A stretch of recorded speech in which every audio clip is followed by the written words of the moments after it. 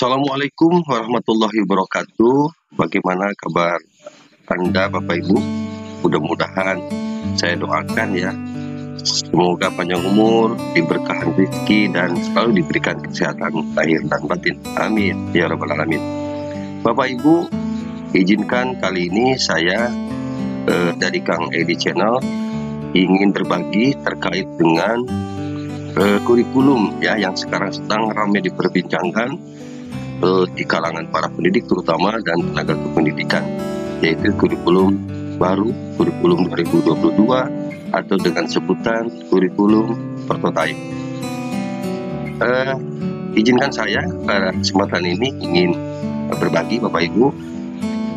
Kali ini saya ingin menyampaikan, ingin berbagi terkait dengan apa yang harus disiapkan oleh guru dan tenaga kependidikan terkait dengan penerapan kurikulum prototipe ini. Baik, Bapak Ibu, tentu persiapan yang matang, kemudian perencanaan yang matang juga dari kementerian, strategi apa yang akan dilakukan dan diterima oleh teman-teman guru dan teman-teman kepala sekolah, bahwa yang pertama strategi yang dilakukan nanti ke depan dalam hal ini oleh kementerian fokus kepada pelatihan sumber daya manusianya. Misalnya mengikuti kapasitas guru dan meningkatkan kapasitas guru dan tenaga pendidikan dalam penerapan kurikulum prototipe. Fokus yang kedua, mempercepat peningkatan kapasitas guru dan tenaga kependidikan secara masif agar siap menerapkan kurikulum prototipe. Ya semoga ya, ini agar cepat terrealisasi, kemudian kita nanti dilatih dan dipersiapkan dari awal. Yang kedua, mengembangkan komunitas belajar. Kita tahu bahwa komunitas belajar misalnya seperti KKG, kemudian KKKS, kemudian ada juga KKPS. Kalau di jenjang SMP ada MGMP, ada MKKS, ada MKPS. Ya, kemudian juga ada di PAUD. Kalau PAUD itu PKG, PAUD namanya. Dan semua itu disiapkan di dalam sebuah aplikasi namanya SIMPKB, Sistem Manajemen Pengembangan Keprofesian Berkelanjutan. Nah, komunitas belajar ini yang tadi terdiri dari kepala sekolah, pengawas sekolah, termasuk di dalamnya ada sekolah penggerak dan atau guru penggerak.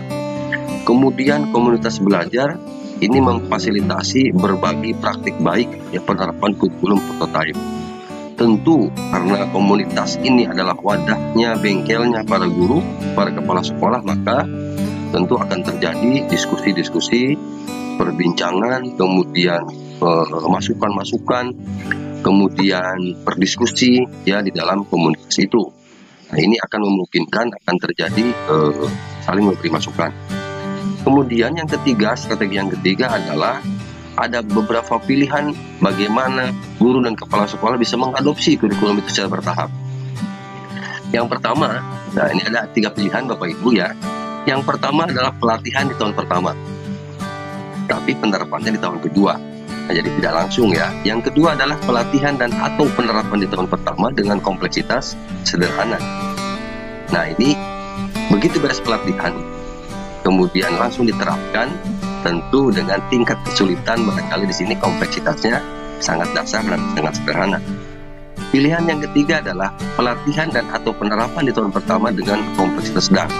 Tentu bagi sekolah-sekolah yang sudah siap, baik dari sisi tenaganya, SDM-nya, kemudian barangkali perangkat-perangkat pembantu seperti IT dan lain-lainnya, sarana prasarana dan lain-lainnya, ini bisa memungkinkan ya pilihan ketiga bisa dipilih. Jadi begitu beres pelatihan langsung diterapkan. Bapak Ibu, adopsi kurikulum ini tadi secara bertahap. Yang dimaksud dengan kompleksitas sederhana, di mana sekolah atau guru mengikuti contoh yang telah disediakan atau dilatihkan.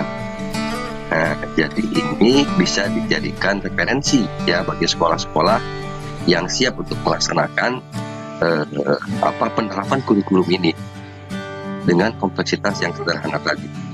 Tahap yang kedua, ini kompleksitas dasar, di mana sekolah atau guru melakukan modifikasi mengacu contoh yang sudah disediakan, yang sudah dilatihkan. Jadi ada, tetapi tidak utuh begitu ya dicontoh, tetapi ada modifikasi sedikit ya, mengacu kepada contoh sebagai bahan referensi. Nah, kemudian yang dimaksud dengan kompleksitas sedang, di mana sekolah, dalam hal ini kepala sekolah dan guru, melakukan pengembangan sesuai konteks satuan pendidikan dengan pelibatan warga sekolah dan masyarakat secara terbatas. Jadi tidak banyak begitu yang dilibatkan dalam hal ini, mungkin hanya sebatas guru, kepala sekolah, dan beberapa pengurus komite ya, atau orang-orang tertentu yang sengaja didatangkan yang berkompeten di dalam pengembangan kurikulum ini. Nah, yang terakhir adalah ini yang kompleksitasnya tinggi.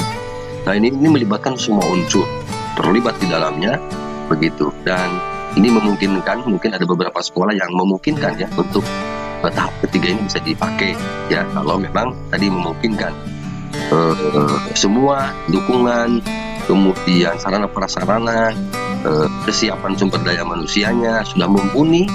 Nah, bukan tidak mungkin nanti tahap 4 yang dipilih ya di beberapa sekolah.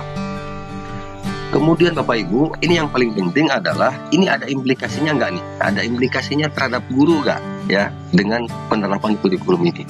Kita tahu bahwa penerapan kurikulum ini kan tentu ada implikasi. Salah satunya misalnya karena ada pengurangan bukan pengurangan ya, apa itu namanya, penggabungan ya mata pelajaran, misalnya IPA IPS menjadi IPAS.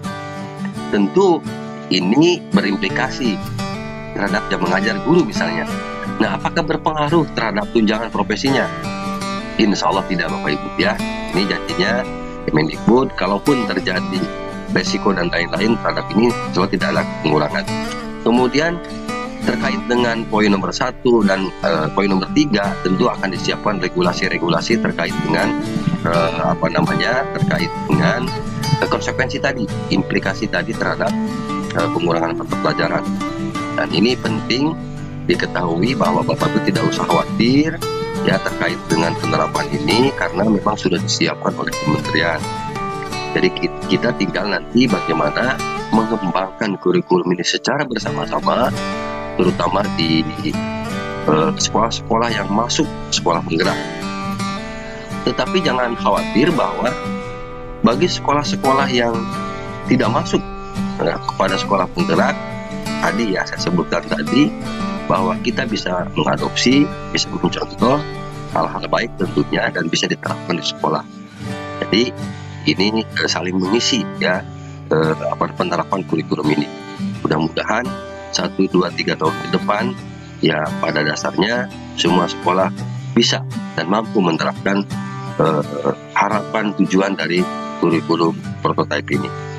Barangkali itu ya seputar informasi yang saya sampaikan. Terima kasih, salam hangat untuk semua, dan jangan lupa dukung channel ini ya. Mudah-mudahan channel Kang Edi channel ini bisa berkembang lebih maju, bisa berkembang lebih baik ya. Mudah-mudahan Bapak Ibu tetap semangat, saya doakan tetap sehat dan selalu panjang umur. Itu saja yang dapat saya sampaikan. Mohon maaf, terima kasih. Assalamualaikum warahmatullahi wabarakatuh.